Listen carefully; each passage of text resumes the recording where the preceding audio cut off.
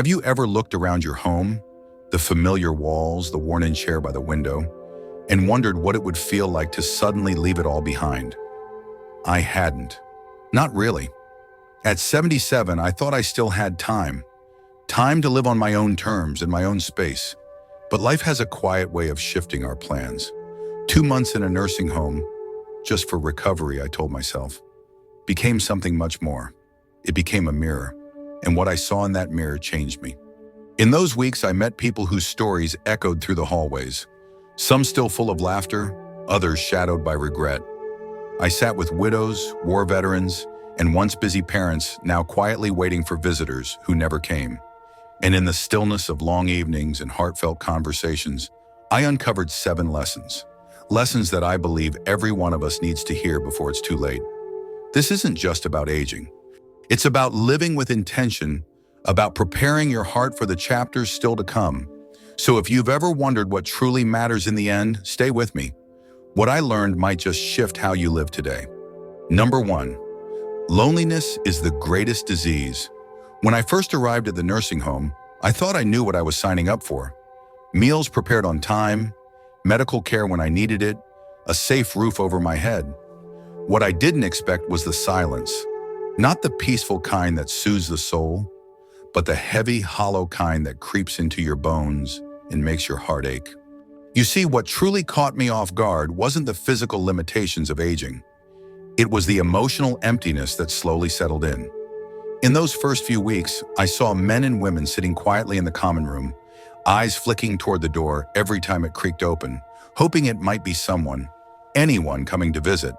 But the door almost always closed again with no familiar face behind it. There's a woman here named Joyce. Her son hasn't visited in over a year. He's busy, she says with a soft, practiced smile. And maybe he is. But every evening she still looks out the window for him. I met George, a former firefighter with hands that once carried people from burning buildings. Now they tremble as he folds paper napkins into little birds just to pass the time. He told me, "My friends are gone. My phone doesn't ring anymore. I used to be needed." That sentence stayed with me. What I've come to understand is that the deepest wounds in old age aren't always visible. They aren't in the joints or the back or the heart that skips a beat. They're in the quiet corners of the soul where connection used to live. No nurse, no medication, no therapy can fully heal that kind of emptiness. And while the staff here do their best, they can't replace the warmth of a grandchild's laughter or the feeling of someone remembering your birthday just because they care. 2 months in this place taught me something profound. Loneliness, for older folks like us, is more dangerous than any disease. It doesn't just break your heart, it makes it harder for it to keep beating with purpose. And here's the truth I now carry with me. I wish I had invested more time in people, not things. I spent decades chasing success, saving money, checking off goals. But I should have spent more time checking in with friends, visiting my sister more, hugging my children longer, saying I love you without rushing out the door. If you're listening to this and you're still out there in your own home, still able to call someone, visit someone, or open your arms for a hug, please don't wait. Don't let the busyness of life steal the quiet joys of connection. Don't assume you'll always have tomorrow to reach out. Sometimes all it takes to brighten a day is a simple, "I was thinking about you."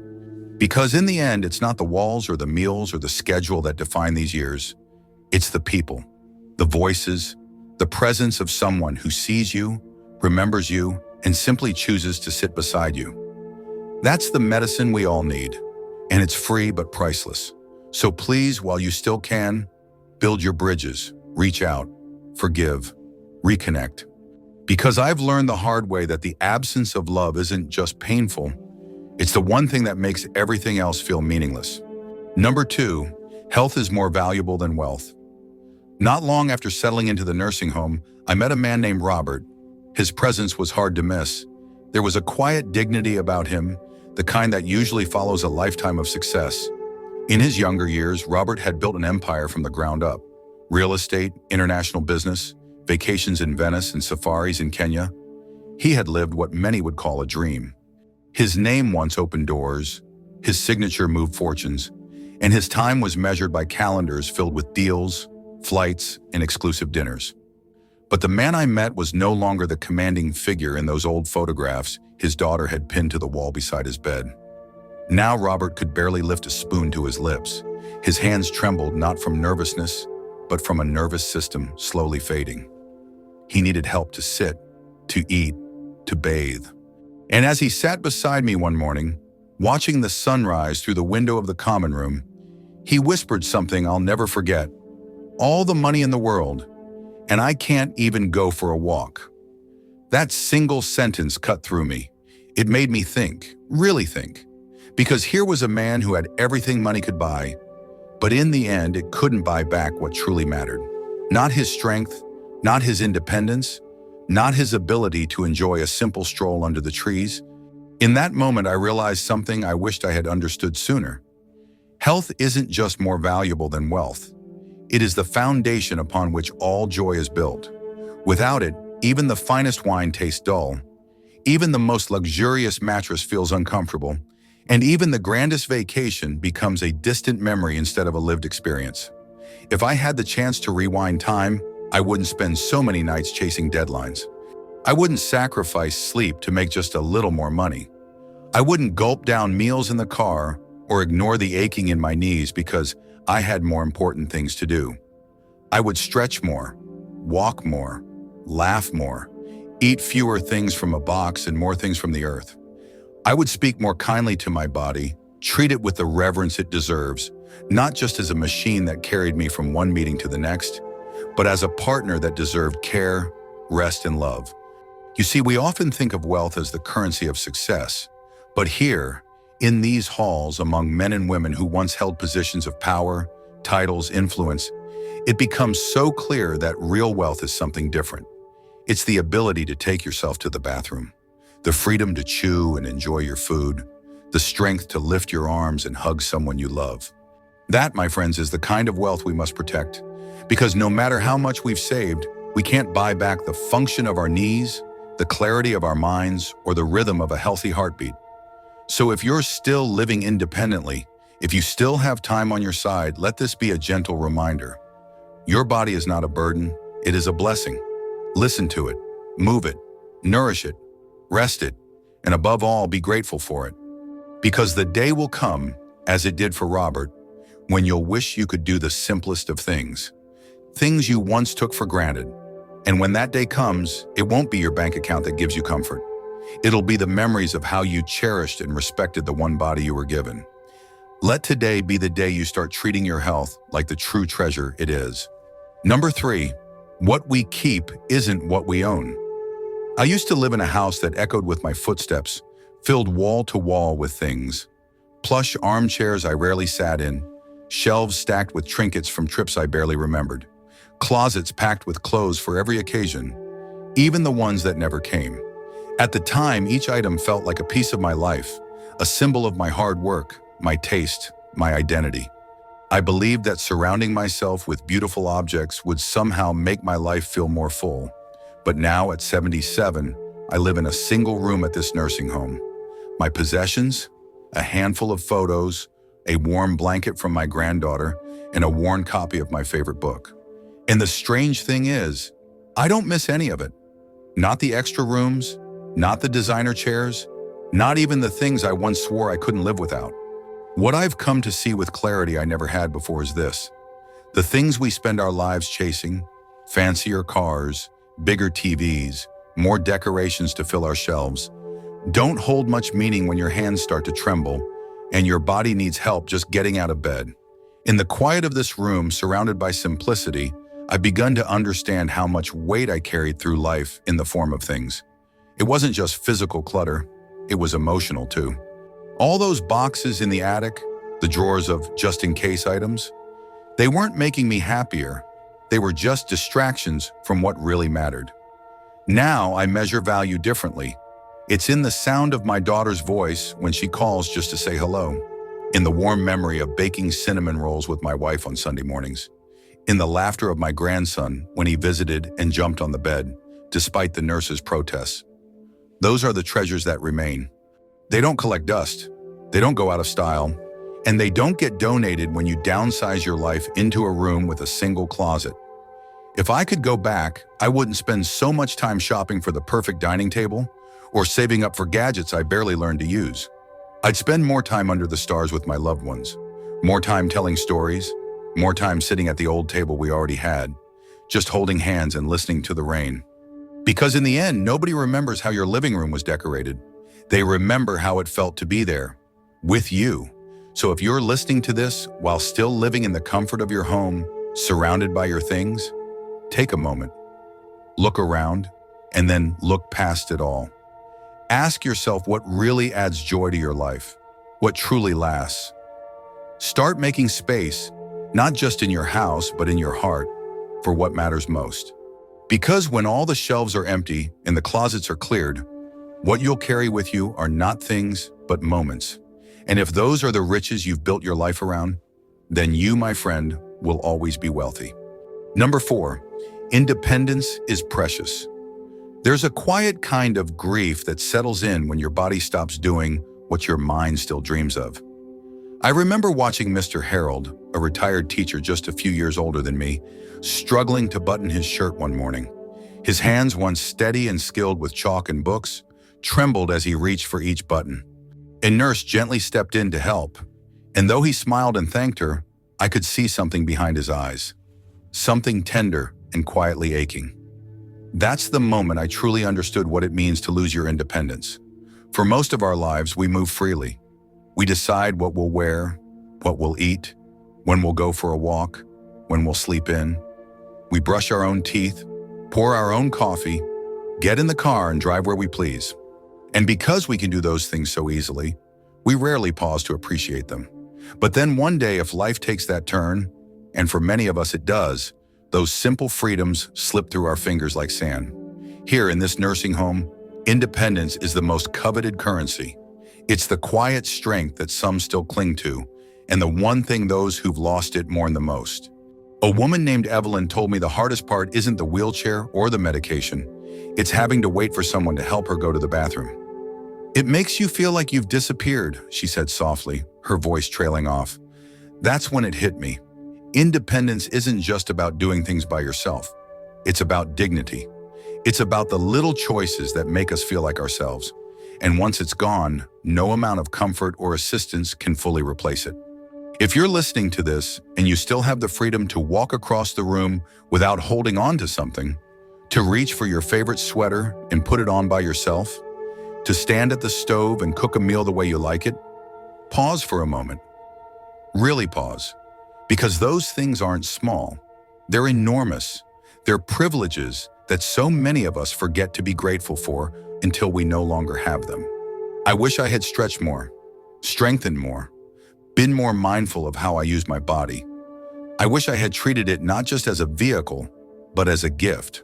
And most of all, I wish I had cherished those ordinary moments of independence more deeply. The ones I rushed through because I was too busy with something else. So if you can still make your own choices, if you can still move through your day with ease, hold on to it with gratitude. Celebrate it, not with fanfare, but with gentle presence. Because when the day comes that someone else has to tie your shoes or remind you what day it is, you'll understand just how sacred it was to be able to do it yourself. Treasure it now, while it's still yours. Because independence, more than almost anything else, is what makes life feel like it's truly your own. Number 5, true happiness comes from simple things. Her name was Alma. She was 85, had thinning silver hair, always pinned neatly behind her ears, and a smile that seemed to arrive before she even entered the room. No matter the day, no matter the weather, Alma had this quiet joy about her, like someone who had figured out a secret the rest of us hadn't quite discovered yet. One morning, as we sat near the window watching the leaves dance in the breeze, I finally asked her, "Alma, what's your secret? How do you stay so happy?" She looked at me, her eyes twinkling with something both gentle and wise, and replied, "I don't dwell on what I've lost. I focus on what I still have." That one sentence shifted something in me. You see, in this place, it's easy to get caught up in the things we no longer have. Our youth, our mobility, sometimes even our families, who now live busy lives far away. But Alma reminded me that joy doesn't live in the past or in some distant future we keep waiting for. It lives in the now, in the warm sip of morning tea, in the sound of birds singing outside our window, in the comfort of a soft blanket on a cold evening. True happiness, I've come to believe, isn't loud. It doesn't need grand celebrations or perfect outcomes. It whispers to us in the smallest of moments.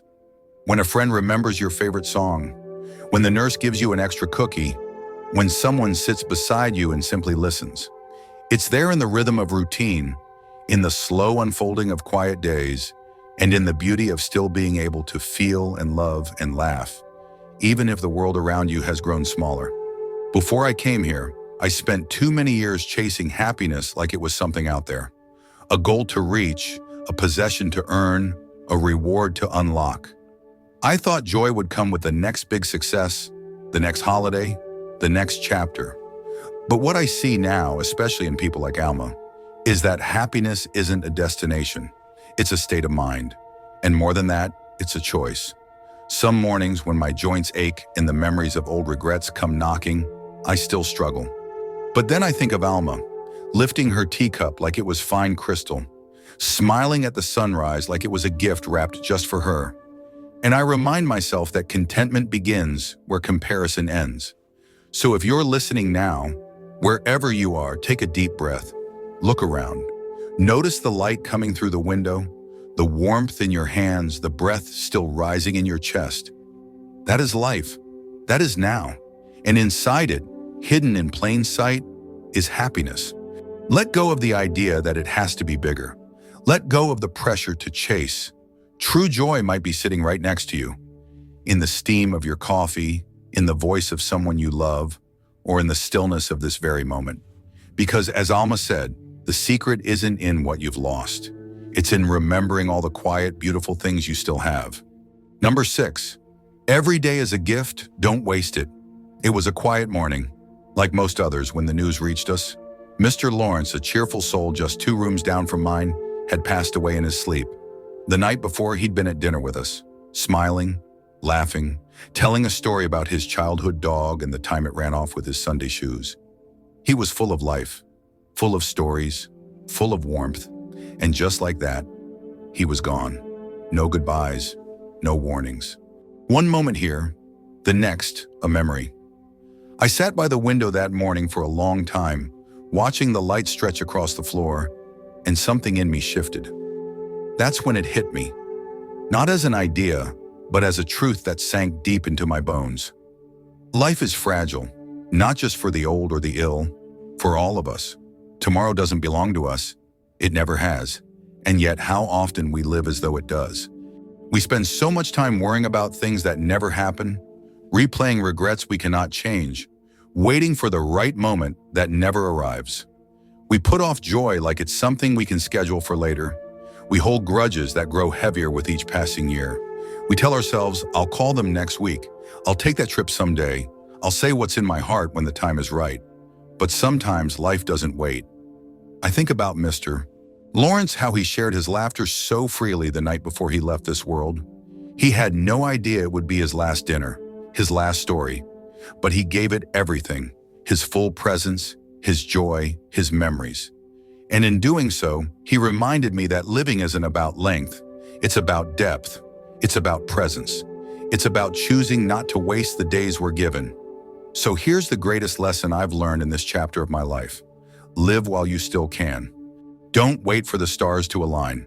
Don't wait for perfect health or the perfect moment or permission from someone else. The perfect moment is always now. This breath, this sunrise, this chance to say, I love you. This chance to laugh, to create, to simply be. Tell the people in your life what they mean to you. Say the words, even if your voice shakes. Take the photo, write the letter, bake the cake, sing the song. Make memories, not excuses. And when the sun rises, greet it with wonder, because not everyone gets to see another morning. In the end, we don't regret the risks we took or the things we tried. We regret the quiet hesitations, the love we didn't express, the joy we put on hold. So please don't waste another day waiting. Every sunrise is a wrapped gift. Every breath is a blessing. Unwrap it, live it, cherish it. Because life is not about how many days you have. It's about how fully you live the ones you've been given. 2 months in a nursing home may not sound like much, but for me, it was enough to see life through a new lens. I learned that it's not the number of birthdays we celebrate that define our lives, but the meaning we give to each moment. I saw people who had lived with purpose and peace, and others who quietly wished they had more time to make different choices. And it made me realize, aging isn't something to fear, but wasting time, that is.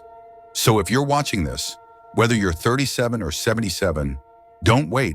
Don't wait to nurture your health, to repair broken connections, to chase the things that truly light up your soul. Because one day when all that remains are memories, you'll wish you had made more of them. If this message spoke to you, I invite you to share your heart in the comments. What lesson would you pass on? And if you'd like to keep walking this journey of reflection and purpose with me, consider subscribing. We still have more to talk about, more wisdom to uncover together. Until then, take care of your time, your people, and your joy, because every single day you wake up is a gift.